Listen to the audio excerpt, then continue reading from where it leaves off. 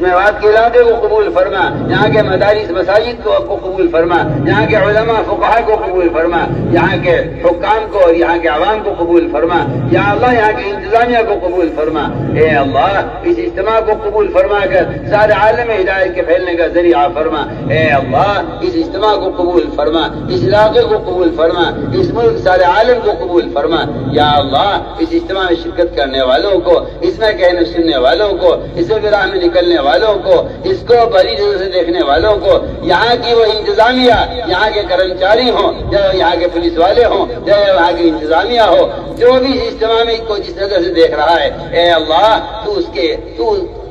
اے اللہ تو اس کی خدمات کو قبول فرما، اس اجتماع کو سب کی ہدایت کا ذریعہ فرما۔ اس اجتماع میں جو بھی آ گیا ہے اے اللہ تو اسے اپنی پہچان کرا دے، اسے اپنا تعلق عطا فرما دے۔ اے اللہ جو اس کی پیشائی کی طرف پھیر لے، قلوب تیرے ہاتھ میں ہیں، جس کا دل چاہتا ہے طرف پھیر دیتا ہے، تجھے کسی کی ضرورت نہیں ہے، سب کو تیری حاجت ہے، تو کرم فرما کر فضل فرما کر امت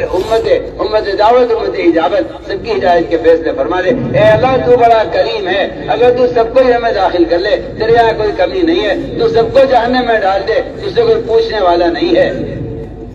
تیری ذات صمد ہے، تو نرادھار ہے، ہم محتاج ہیں، کرم فرما کر فضل فرما کر اے اللہ امت کی ہدایت کے فیصلے فرما دے۔ یا اللہ اس اجتماع میں جس نے بھی جو خدمت انجام دی ہے، پانی پلانے والے، سایہ لگانے والے، اے اللہ جس نے بھی جو خدمت انجام دی ہے، اے اللہ تو سب کو خوب جانتا ہے، ان کو قبول فرما، ان کی قیامت والی نسلوں کو قبول فرما۔ اے اللہ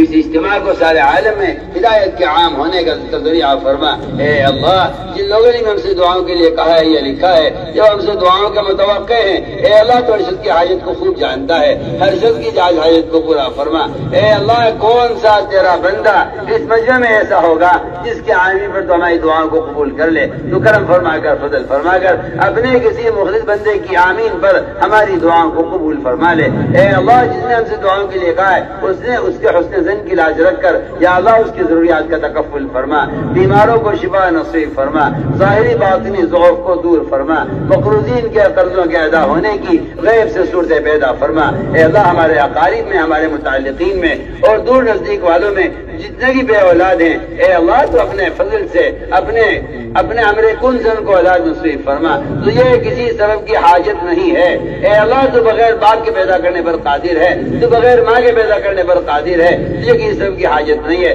تو اپنے امر کن سے بے اولادوں کو اولاد نصیب فرما۔ جن کو تو نے خوشیاں دی ہیں ان کے لیے سہولتیں پیدا فرما، جن کو تو نے